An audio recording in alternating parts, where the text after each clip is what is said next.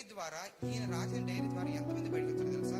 William Carey, Adoniram Judson, Hudson Taylor, John Wesley, ఇంకా చెప్పుకుంటూ పోతే ఇండియాకి మంచి రెవల్యూషన్ తెచ్చిన అందరి మిస్టర్ ఈ వ్యక్తి ద్వారానే వచ్చారు.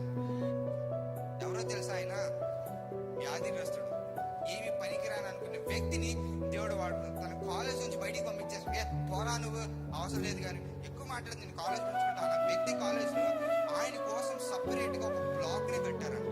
ఆయన ఉన్న కాలేజ్ లో పోరా బయటకన్నా కాలేజ్ లోనే దేవుడిని నిలబెట్టుకుని ఆయన పేరు మీద ఒక బ్లాక్ ని కట్టించారంటే దేవుడు ఎంత ఘనంగా వాడుతున్నాడు చూడండి.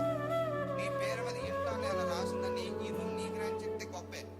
అట్లాంటిది ఆ కాలేజ్ పోరాడు బయటకన్నా కాలేజ్ నుంచి దేవుడు ఆయన నిలబెట్టుకుని ఆ కాలేజ్ లో ఒక బ్లాక్ గా దేవుడు మార్చుకున్నాడు. హల్లెలూయా.